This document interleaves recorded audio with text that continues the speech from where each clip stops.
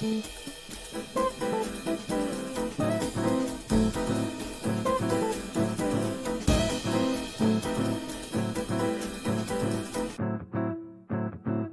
everybody, welcome to this week's episode of the Just About Managing podcast.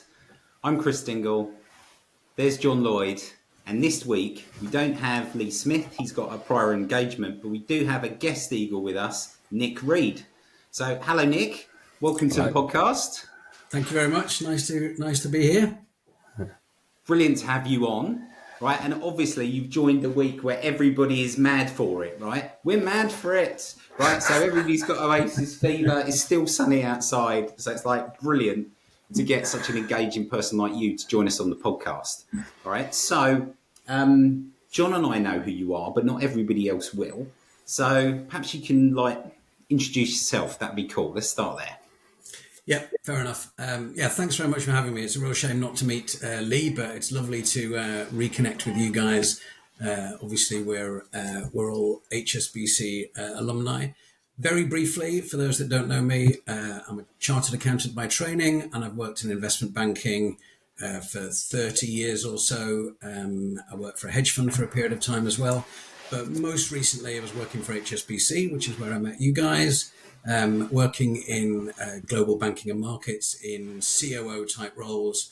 I worked in London, I worked in the Middle East, I worked a bit in India, and I came out of HSBC a while ago now, October 2020, I think. Time flies, right? It's, when you're having fun. Yeah, nearly 4 years. So that's me. Brilliant. So in those 4 years, things have changed. So what are you up to now? Yeah, absolutely. Things have changed a lot, right? So I came out kind of during COVID, if you like, and was fortunate to spend a little bit of time just taking some time out. I was back in the UK after, as I said, working in the Middle East and India for a while. So it was just nice to kind of get back into the UK and settle in. And I was kind of, searching for, the next kind of role and what to do next. And I got introduced to my now business partner, a guy called Klaus Verster, who's an ex-management consultant. And he was looking at corporate learning for financial services. And it really interested me, actually, and kind of sparked my curiosity. In my roles as as a COO and in business management, I was always super keen, for the need for a strong enterprise-wide culture of risk management, if you like, and with that comes the requirement for a good learning culture to enable that effective risk management. And so Klaus was looking at a new way to approach learning in financial services. Essentially around game-based learning, which is quite interesting, and social learning. And we started looking in the sustainable finance space, partly because we're both interested in the future of the planet, and also because sustainable finance is still a very much evolving topic, hasn't fully matured into the mandatory learning space yet, and so we feel that there's still time to try and get people to engage with that topic in a way that both educates and excites people at the same time.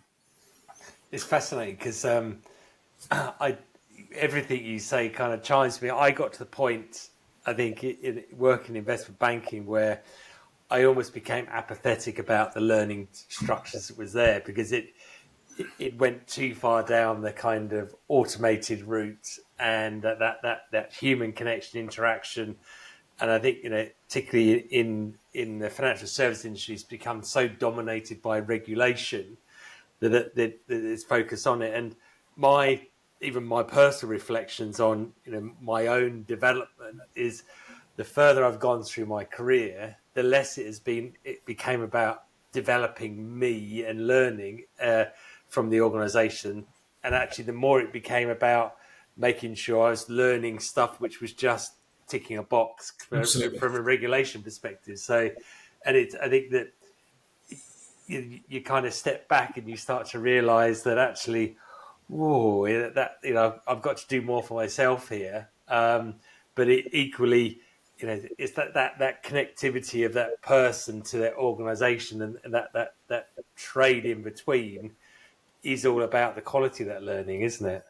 Absolutely. I mean, I think, digital advances in learning have been great, but they've also been unhelpful in many ways because, as you say, people engage with their learning on a one-to-one, them and the screen kind of like basis. There's very little interaction. And also their motivation for doing it is because they have to, right? It's part of a regulatory requirement or something that they have to achieve by a quarter end or a year end. And often there's a scramble where people need to do all of their training courses by a certain time in order to, not receive some kind of, punishment or censure or a telling off from their manager. So the motivation to learn has been impacted, I think. And what we're trying to do in Attain is reignite the passion for learning, if you like, and make people, interested in the topic, but importantly, want to learn and enjoy learning. Yeah, I can remember when we were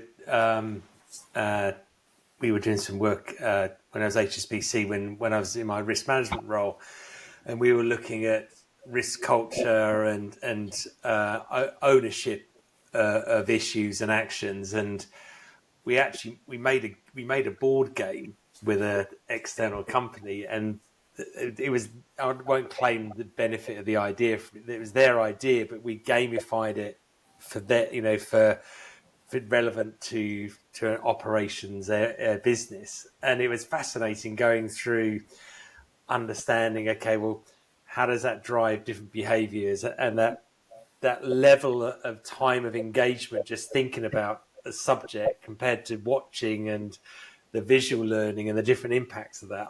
I found really fascinating at the time, going through changing my attitude to how people thought about consuming information. Yeah, absolutely. I mean, I think at the core of what we believe is that learning needs to be fun, right? I mean, when we were children, we learned through kind of like playing, and we also learn a lot by watching and hearing and seeing what other people do and how they respond, and we also learn a lot by trying things and making mistakes and then trying again, and that's what we're trying to achieve through our game-based approach. So it's actually people play a game. They play the game with up to 30 people at the same time. So it's a very social kind of event, and people learn differently, right? Some people learn by listening and observing. Other people learn by doing and trying and failing or succeeding. And the other important thing, though, in our approach with a game is that it is a game, right? So importantly, it's fun, but it's also a safe space. So it's not a simulation and it's not a test. You can play the game and you can fail, and that's okay because it was only a game. And actually, by failing, you kind of you learn an awful lot. And people enjoy that experience, and the feedback that we get from it is tremendous. The engagement levels that we get is fantastic, and the game lasts for 2 hours, and at the end of 2 hours, you can sense in the room that people want to do more, and they want to kind of like keep playing. And importantly, they leave the game and they're now motivated to go and dive deeper into the topics that they've come up in the game. Are those 30 people in a virtual room? So they dotted, all around the world, or are they together, or how does that work? Well, both. I mean, when we were initially designing the game, we very much had an online world in mind. I guess we were, coming out of COVID and thinking about COVID. And we were also thinking about, as you say, people from different parts of an organization or different parts of the world being able to play together. So it does work online, and we do it on Zoom or Teams, a platform like this, and we have breakout rooms and we send people off to do their tasks, and then we bring them back into a group and discuss and debate. But it also works very well in the room. So we can physically have a facilitator and 30 people sat in a room, and they're split up into kind of like tables. Works both ways. The conversation is different in the room versus kind of online. Some people like being in the room and talking out loud. Some people like, to be able to kind of take a little bit of a step back and think about it online. So fortunately, I think it works really, really well through either either way of delivery, to be honest. Yeah, I mean, seeing and being lucky enough to be part of like that wider team, like in Dubai, how you led the team there to interact with each other, to work on problems together, was a real like eye opener for me. So that social interaction, you know, I guess that's like a design, like by design when you guys started, because like there's a whole space here. Like, how do you go from like an idea around sustainability? So, where can you just maybe you can give us some color around that kind of like idea? Was that Klaus? Was that you? How have you got to this point, and has it changed much your thought process and the delivery? So it's like everything; it's a kind of a combination, and it's iterated over time. I think, to be fair, Klaus's background in psychology and management consultancy, he, had the core idea that having people to come together to have an experience and to share that experience and discuss things socially, that's at the core of what we're trying to deliver.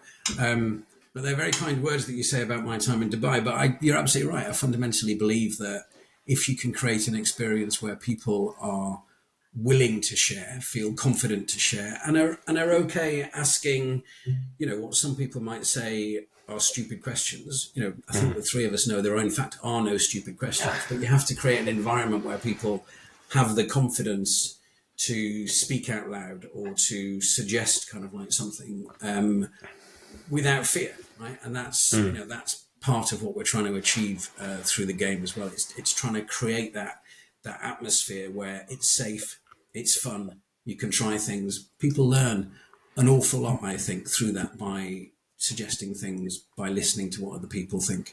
And a real strength of the game, I think, as well, is that if we play it online and we have people from different parts of the world, or different parts of an organization, or different age levels, then they all bring a completely different perspective that is really important for other people to hear. And that part of learning you just don't get through an e-learning, with you and your screen, because you just don't hear the different cultural perspective or the different experience that other people have kind of like lived, and they make a suggestion, and I see people in the game go, oh yeah, I hadn't even thought about that. That's really interesting, and that is absolute gold, right? That's just brilliant stuff. And do you? Obviously, you said you started out with sustainability. Is that the path you're going to sort of continue to furrow in terms of the learning product, or is that, do you now almost have a shell of a system or a product that it could evolve in multiple directions in terms of what that learning is? So both. I think that the business model in question for us is, do we develop vertically or do we develop horizontally? So Rising Tides, which is the name of our game, we have 2 rounds, and the idea is that the second round kind of builds on some of the knowledge that people learn in the first round. And we're also developing additional learning assets that complement the game. So there's a vertical kind of like development there that allows people to dive deeper and explore a topic. And often the banks that we are working with have a lot of learning assets already. It's the engagement with those assets that they're kind of like struggling with, right? So we believe, and we're seeing it, Rising Tides excites people, and then they engage with existing assets that a bank may already have. So they, in the game, for example, you get caught greenwashing, and depending on the jurisdiction you're in or the regulations that are in force at the time, you leave the game interested to discover more about greenwashing, and then you might watch a video about greenwashing in your particular jurisdiction or in your particular financial sector with more motivation because you're interested in it. So we could do that, but the question's a great one, because also fundamentally the vehicle and the game-based approach and the idea of bringing people together to play can go to different topics, right? So we can do, I think, exactly the same, and we haven't done it yet, but we're starting to build it out for cybersecurity, to get people to come together and discuss, the issues around cybersecurity and the dangers and the pitfalls and the perspectives and how all that kind of works. And you can provoke that kind of discussion through this vehicle as well. I mean, the setup is reasonably basic. It has to be, we believe, relatable as well. So it's not an abstract game. It's a game set in a banking or a asset management or in a wealth advisory kind of scenario, so that the participants can relate to it and think about how what they're learning applies to their day-to-day job. So that's kind of important, and therefore we can drop, I believe, other topics into that vehicle and allow people to explore it. So Nick, joining the call that I'm on, I'll always ask you like a devil's advocate type question, right? So game, certain stakeholders, certain people you go and talk to that kind of like wrinkle their nose or whatever around games, right? The thought of that. The second thing is like, you hear this term gamification, and then we've got this, which is like game-based learning. How do you guys approach that as like a problem? Because this sounds like a good idea, but gamification can kind of like wrinkle people's noses. Not sure about that. And game-based learning, do you guys face that as a challenge? Yeah, a little bit. I mean, there's definitely there's a little bit of a kind of a generational aspect to this, right? Where some people believe that I don't know, that learning shouldn't be fun. It needs to be kind of done, right? Which is odd, I think. But given how corporate learning has been delivered in the last couple of decades, it makes sense that people think that.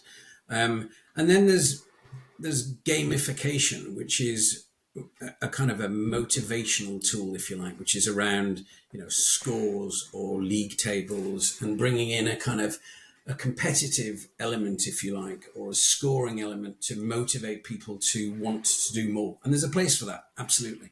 And we have a gamification element in our game, in that at the end of the game, we split the 30 people into 6 teams of 5. There's a team that wins. Now, we actually don't decide who the winner is. The participants, they choose the winner based on various metrics and targets that we've kind of set them at the start of the game. So that the choice of the winner is reasonably subjective and is the choice of the participants. But the important thing about there being a team that kind of wins is that there are 5 teams that don't win. I hesitate to call them losers, but they're 5 teams that don't win. And so they are incredibly motivated. And we see it again to want to come back and play again and see if they can kind of like win next time. So that's kind of, for me, that's kind of gamification, right? The motivation through, league tables or scores to make people want to do better. But game-based it's actually a game. So you're playing and you're having kind of like fun. And that's the element that I think brings that safe environment that people learn accidentally almost, because they don't necessarily realize that they're kind of like learning. And it's afterwards they reflect on it and they think, what that person said was really interesting. I'm going to use that, or I'm going to remember that, or I made this mistake and this is what happened. So we show them outcomes of their choices as well, so that they can see. And that's for me is the game-based kind of like learning. And do we see any resistance to it? Yeah, I mean, some people. There's a couple of things. 2 hours is a long time. Some people, it's a long time out of people's day,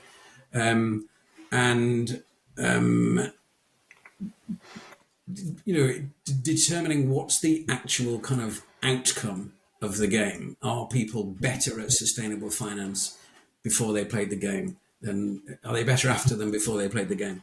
That's quite hard to measure. So we do try and measure, we have a pre and post kind of survey. And I think at this stage, what we're trying to measure is people's confidence to engage with what is quite a complex topic, sustainable finance. We're not teaching people how to do sustainable finance, because that would be nigh on impossible, because it depends. And there are so many different stakeholders at play. But we do want people to learn some of the basics, but importantly, feel confident that they can now engage with the topic either on their own or feel confident to have conversations with their colleagues or with customers or with the regulator, so we build that kind of confidence that it isn't a scary subject, but it is something that needs kind of thinking about. And so that's one of the things that we try and achieve. And we think that game-based approach will achieve that much more quickly. Do you think there's almost a spin-off benefit or even unintended benefit of team building within the work that they go through? Absolutely. There's definitely a kind of a water cooler kind of networking kind of aspect to it as well. Whether people know each other beforehand and get to just spend time with each other physically or online, that works really well. People like being with other people, right? I mean, it's at our kind of core. So if you can play a game and have fun with other people, then people really enjoy that. And then equally, if people haven't met each other before, it's a great way for people to meet and network and learn about each other. So yeah, absolutely, it's got a real powerful kind of networking aspect to it, and it allows people to learn about each other during the process as well, which I think is a huge benefit. Feels I mean, like one of the use cases, for example, there's a couple of banks that we're working with who are using it on their graduate induction programs, for example, right? And that makes perfect sense because, the graduates are coming from different walks of life, different past experiences, and depending on the size of the institution, they may not really meet each other. They may do a load of kind of like learning, and this game allows them to come together and meet each other. And if they play round two, they get to re-meet each other. So that works really well as well. Cool. I mean, it's a really impressive game, John. Like when you see it, looking at like the web page, Attain, you can really see that like direction, but also the simplicity of what you guys are trying to do. You're not trying to boil the ocean. You're trying to increase engagement. So what's the best way, Nick, for if people are listening in now and they're intrigued about this topic or game-based learning or any of this, what's your kind of like thoughts for them, or how can they find out more? Well, they can definitely come and visit our website and contact me directly, and I'm very, very keen and happy to provide people with a demo. I think you made a good point about, it is simple, right? And it's deliberately kind of simple, right? It's a complex topic, but the game that people engage with is relatively simple. So very briefly, we introduce people to our island of Avalon. So we're taking them out, if you like, of their real world and putting them on a fantasy island. And the 30 people, as I say, are split up into 6 teams. And each of the teams are charged with running a virtual bank or a virtual asset management company or whatever sector of financial services is required on said island of Avalon. And we give them, some simple financial targets. We explain to them the state of the island, if you like, and that there's room for kind of improvement on the E, S, and G factors. And then we ask them to think about, very simplistically, 2 sides of the balance sheet. So we ask them to kind of put capital to work and to think about, can they impact the island and make the island better, in inverted commas, but also keeping a mind on they have shareholders or investors. So they've got to also think about kind of like profit. So we ask them to put capital work, and then we ask them to think about how they might attract funds into their organization. That might be through saving accounts or new investors. So they have to think about kind of a marketing aspect to that and how they market themselves. And we kind of walk them into a greenwashing trap, if you like, because it's a sustainable finance game. We've introduced them to the fact that the island, is in a bit of a sorry state. So they want to do well, and they want to have impact on the island. And so they market themselves, with an ESG kind of focus. But one of the key things about the game is that we deliberately withhold quite a lot of ESG data from them. We tell them that we're not giving you all the ESG data because, true to the real world at the moment, ESG data is either scarce, not available, inaccurate. So we say, use the information that you do have, make your decisions. But then, of course, the marketing decision is kind of it's difficult to market yourself when you haven't got all of the data, right? But it's only a game. So, it's kind of fine. And then we throw an unexpected event at them where there's a crisis, if you like, on the island. And each of the banks have to work out how they're going to respond to that crisis. And that makes them think about, the wider community and the island that they kind of like serve and the wider industry and their reputation, et cetera, et cetera. So we've kind of, we've tried to walk them through, their shareholders or investors, their customers, be it, borrowers or be it investors, the wider community. And then the greenwashing kind of thing comes in, and we introduce the regulator, and we fine some of the banks if they've been caught, greenwashing.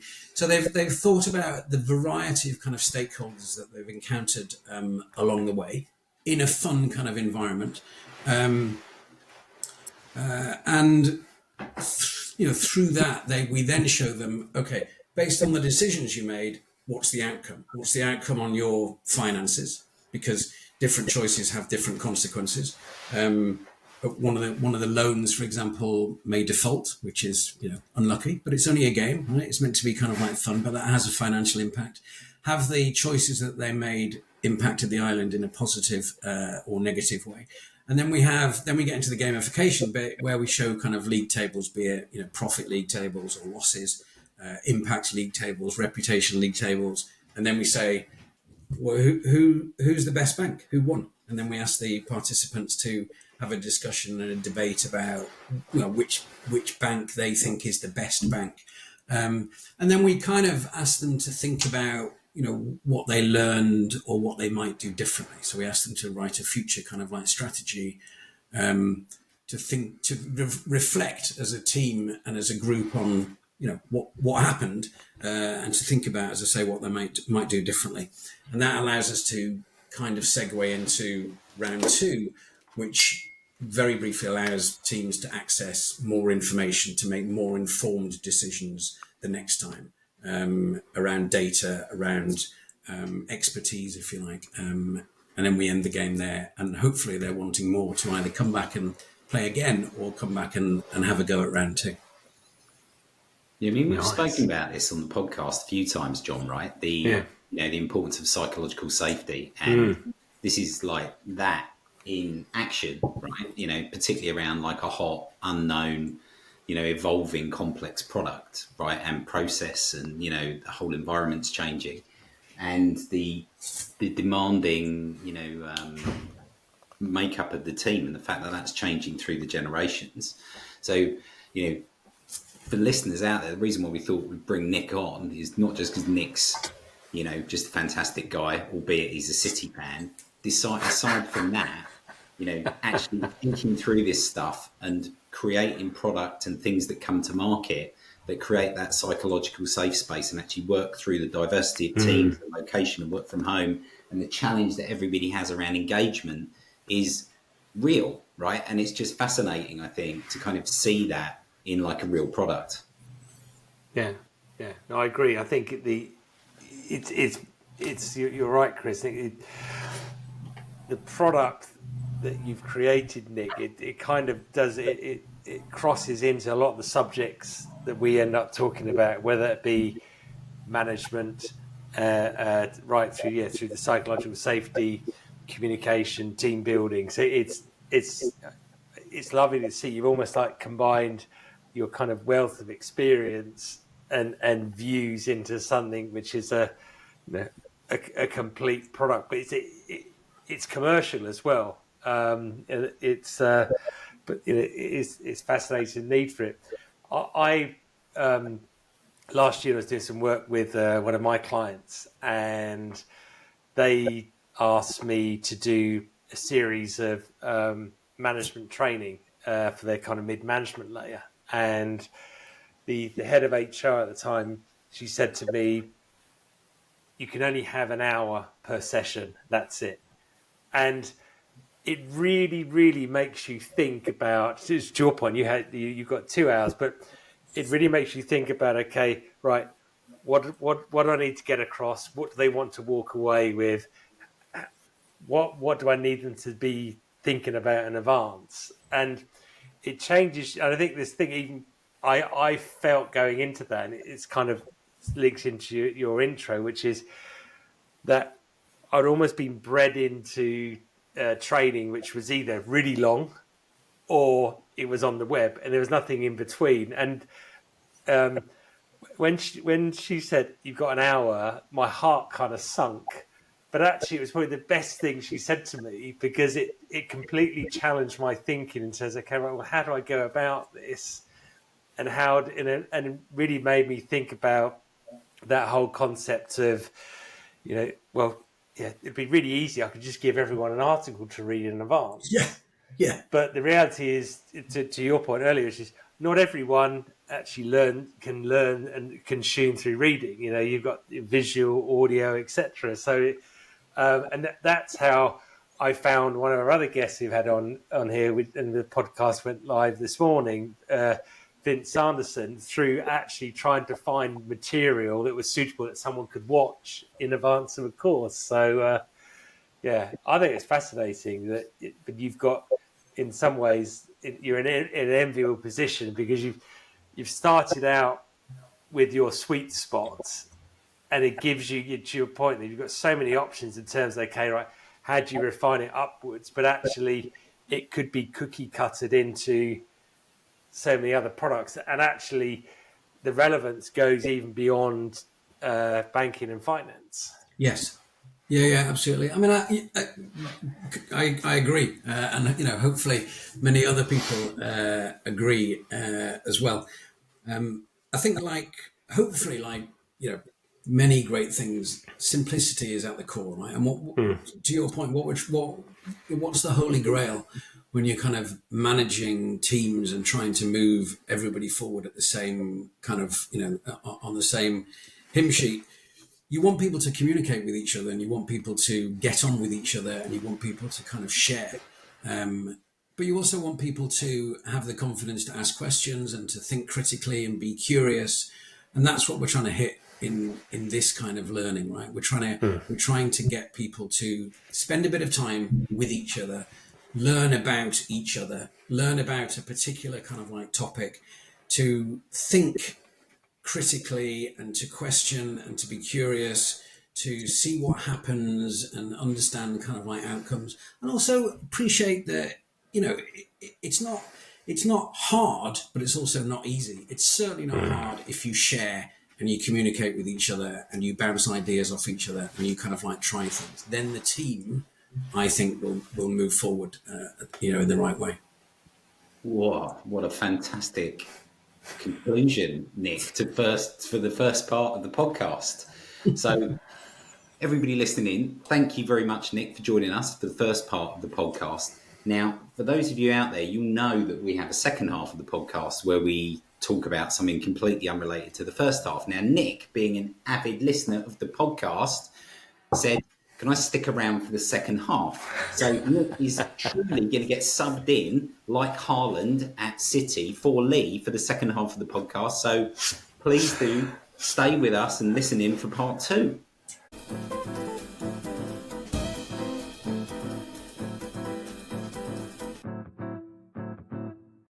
Okay, welcome back everybody to the second half of this week's episode of Just About Managing.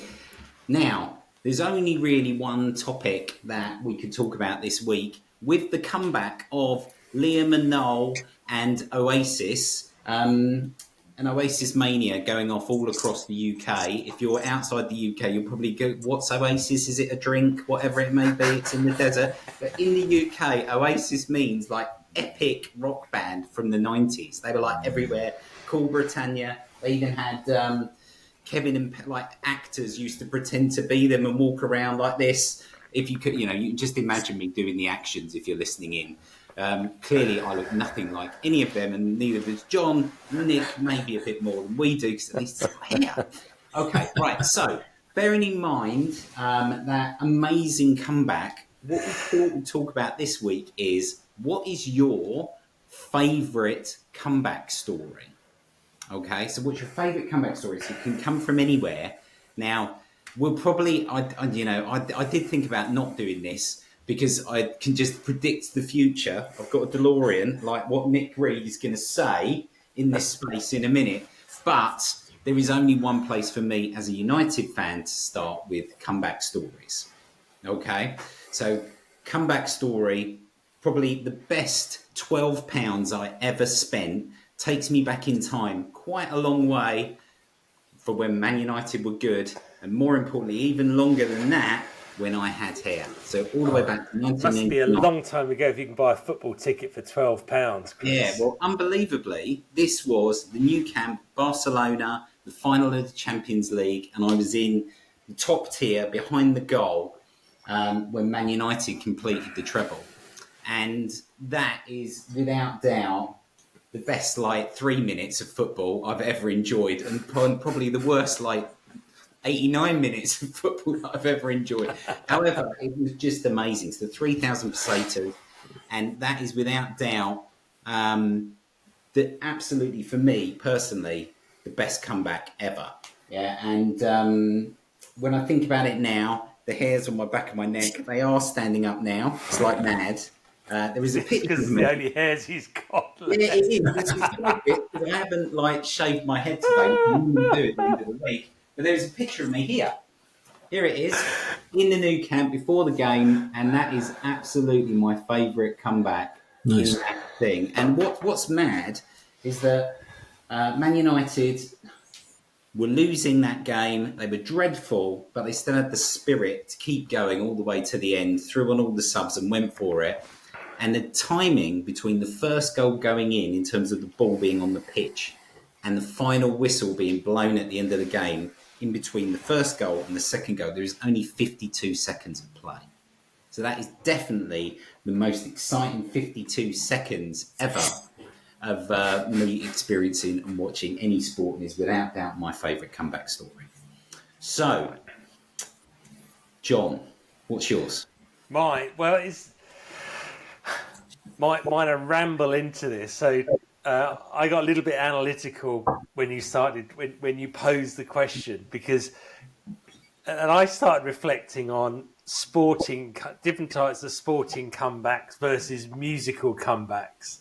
And the reality is that musical comebacks generally that aren't very good, you don't tend to hear much about, and because the majority of people, when they are, like an Oasis comeback, it's so prepped and primed, and everyone is such in anticipation that actually the fact that their voices might be a bit crap, they kind of forgive them, and it's more about the glory days of it. And whereas my reflection is actually sporting comebacks, I think us as a public, we're much harsher on people, and it's far more unforgiving, because ultimately in sports you're being paired against someone else. So whether it be Michael Schumacher in Formula One, he should never have come back. Because you should have stuck with the memory of the glory days of Ferrari, but then you've got people like, and I guess one of the ones that kind of sticks in my mind, it's more about the grit and personality, is Andy Murray. So he should have retired as a sensible person when he had that hip operation done. I watched it on TV, and it's fucking brutal, in terms of, and to see him playing weeks after that was amazing. But when he came back, and why I really respect him, was that it was just for the pure passion of the game. He knew in his heart of hearts that actually he wasn't quite going to get there, but he knew he wanted to keep going, and he wanted to achieve and be able to play at a level. And I think from that point onwards, when you used to hear him talking publicly, his whole mindset had kind of shifted, and he became more fun, was my perception, rightly or wrongly. And I really respect him for that. And even just watching him at the Olympics, and his matches there, and just the sheer drive of the public behind him was just astounding. So yeah, that would probably be my comeback. So yeah, Cool. a little bit of analysis there as well. So. Andy Murray becoming fun is that's definitely yeah, that's quite a big comeback. Yeah. So it's a great question, and mine. So I've got two. The first one I think was the predictable one that Chris might have been suggesting, and is Manchester City related, and it links to Oasis, because obviously the Oasis brothers are big kind of City fans. And it also won't have been the greatest memory for Chris, because it's the Manchester City comeback in 2012 when they were 2-1 down with time out, so 90 minutes gone, 2-1 down at home to QPR, and losing the title to Manchester United. And then the greatest football comeback ever happened, which was when Dzeko scored in the 92nd minute, and then the world famous Aguero goal in the 94th minute for City to kind of win it. And I was there, a bit like you, Chris, I was there in the stadium with my wife, my son, and my father. And that was magnificent, right? That was just an unbelievable comeback and a fantastic experience. But actually, I have a slightly different comeback, which is my own comeback, if you like, which is a... sorry for the noise in the background, if you can hear it. Don't worry about it. Go for it. Which is road cycling. So, Chris, you may remember I used to cycle on road bikes a lot in Dubai, and it became a real kind of passion of mine. It was social, and it kept me fit, and it was really good fun. And I did a cross UAE cycle ride, 200 kilometers in one day, and was really kind of like into it. And then I moved to India. Road cycling in India was a challenge, to be Not fair. a good idea, no. So it kind of stopped, and then I moved back to the UK, and of course in the UK, compared to Dubai, there's a lot more traffic on the roads, there are potholes, there's mud, it rains, it just wasn't the kind of same. So I actually almost completely stopped cycling on the road in the UK. But a year ago, I met up with some friends at a party, and they persuaded me to join them on a cycling trip 4 months hence from that kind of like meeting. And I thought about it, and I thought, I'm going to do it. So I got myself fit, and I got back on a bike, and I'm now a year on from that meeting. I'm now out 2 or 3 times a week, road cycling again, proper comeback. Dropped a decent amount of weight, feels so much better. So it's been fantastic for my kind of mental health as well, and I love it. So that's an amazing personal kind of like comeback from me, if you like. And is it going to be an all-weather thing, Nick, or do you think it's Good question. You're going to avoid the winter?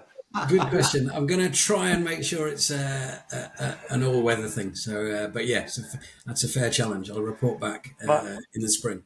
My neighbour here, he's an absolutely avid cyclist, and in his gym, he's got the whole bike set up in there. So when it's too crap outside, and he's got the video screen, so he can cycle Grand Canyon or Alps or whatever. And it's absolutely amazing how technology links with reality of the bike. It's phenomenal. Absolutely. But those advances are amazing, but it is interesting because it kind of, it circles back to the first part of the podcast. So that's great, and I really enjoy that, and I have that kind of like setup available. But I do enjoy going and cycling with other people for the social kind of like aspect, both during the cycling and then for the coffee and the chocolate croissant afterwards as well. So that social aspect is really important, which is I think is key. Do you feel safer cycling in a group, or do you find it harder with traffic? I find it safer cycling in a group. I think traffic vehicles see the large kind of like group, and therefore if we're cycling in a group, they'll take more time to go kind of like round us. I think cars take a few more risks when there's just a lone cyclist on the road. So I feel safer in a group, to be honest. Nice. Cool. Very inspiring, Nick, for us and all the listeners. And you've definitely deputised well for Lee, because, you and John, favourite stories. So, you get the klaxon for not doing one, but that's okay, because it's a really nice story, which hopefully everybody will kind of be inspired by. And, I remember, for anyone who knows Nick and has been, to a spinning class with him, he is a pretty mean cyclist. And, for you to be back in that space is fantastic. So, congratulations on getting back to that. That is brilliant. Okay, so thank you, everybody, for listening to this episode of Just About Managing. We're delighted you've been with us. I hope very much you've enjoyed hearing from Nick and hearing about Attain, and that you guys also have a brilliant week and a brilliant weekend. So please do continue to subscribe to us through all the relevant channels, Spotify, YouTube, everywhere. All the links are in this post as ever. He's been our guest eagle, Nick Reed.